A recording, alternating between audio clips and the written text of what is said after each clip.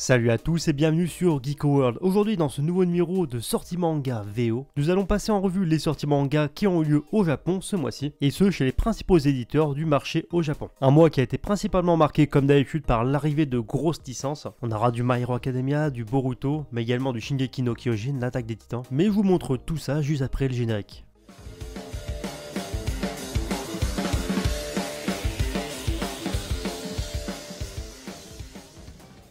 Avant d'aller plus loin, comme d'habitude, je vous invite à lâcher les pouces bleus afin de soutenir mon contenu et m'aider à mettre en avant la chaîne sur YouTube. Si la chaîne arrive à briller, c'est grâce à vous, n'oubliez pas. Et si c'est pas déjà fait, je ne peux que vous inviter à vous abonner à la chaîne. Ici on parle d'actu manga, que ça soit l'actu manga en France ou l'actu manga au Japon. Et sur ce, place à l'actu et on va commencer avec l'actu manga pour les sorties chez Shueisha, l'éditeur numéro 1 au Japon. Et pour moi, ce mois-ci, c'est clairement Shueisha qui détient justement la palme d'or des plus grosses sorties, en tout cas celles qui font le plus d'œil. Et on ouvre le bal avec le premier volume de Bokura no Ketsume. Malheureusement, c'est déjà son avant-dernier volume, le manga se conclura avec son deuxième tome qui sortira très prochainement au Japon. Comme teasé justement dans l'introduction de la vidéo, Boruto Naruto Next Generation s'est offert son 13e volume, une couverture que j'apprécie fortement. Le manga A Gravity Boy quant à lui s'est offert son 4e tome. On enchaîne cette fois avec de plus grosses sorties avec dans un premier temps Chainsaw Man et son 9e tome, un tome qui met en avant Makima et ça fait plaisir. Suivi du 27e tome de Black Clover, une couverture absolument fabuleuse. Le tome 19 de Dr Stone, encore un sans faute selon moi. Une couverture absolument simple mais efficace pour My Hero Academia ou My Hero Academia si on le prononce bien, avec son 29e volume. Le manga franchira très prochainement le cap des 30 tomes et ça fait plaisir aussi. On enchaîne avec le tome 14 de Jujutsu Kaisen, un manga qui se met de plus en plus à briller aux yeux du grand public.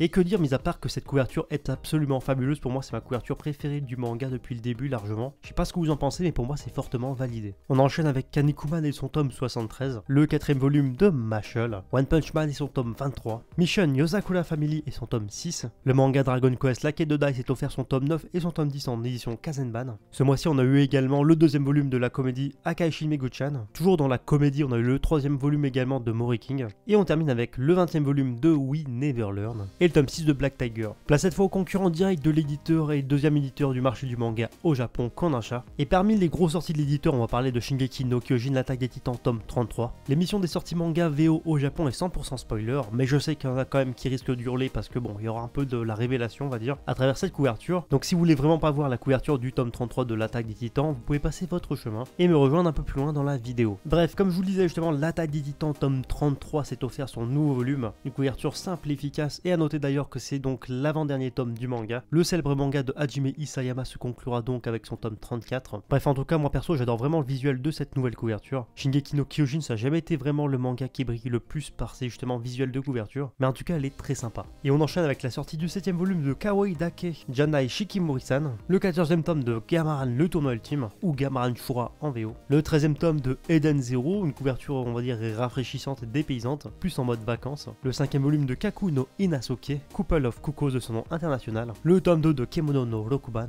2e volume également pour la nouveauté Tricks Dedicated to Witches, le 5e volume de Nare no Ate no Bokura, Beyond Good and Evil, la comédie Soredemo Ayumu s'est offert son 6e volume, le manga Shine Runaway Dewarate de son côté s'est offert son tome 19, on enchaîne avec le 10e volume en full color édition de The Quintessential Quintuplets, Gotobo no Hanayome, clap de fin pour Tokyo Babble qui s'est offert son 3e et dernier volume, la récente nouveauté en France Blue Period que je vous recommande d'ailleurs, j'en ai fait une review, s'est offert son 9e volume au Japon, le manga Issa quant à lui son volume 10, et on termine avec la nouvelle édition de Shaman King, qui est donc passé de l'éditeur Shueisha à Kodansha, qui s'est offert les tomes 24 à 26 de sa nouvelle édition. Liste beaucoup moins chargée en termes de grosses sorties chez Shogakukan, où on peut notamment relever B-Blues et son tome 42, le 7e volume de Mao, le 60e tome de Zetai Karen Children qui va d'ailleurs bientôt se terminer au Japon, et enfin le 10e volume, le 10e tome du manga Les Liens du Sang. Rapide tour d'horizon chez Square Enix où j'ai relevé uniquement une grosse sortie qui est Rania Crimson et son tome 8. Et enfin, dernier éditeur à vous présenter de cette vidéo, c'est bien entendu l'éditeur Akita Shoten, où là aussi ce mois-ci ça a été plutôt léger pour l'éditeur en termes de grosses sorties. Le truc principal à relever, c'est la sortie du 22e et dernier tome de Beastars,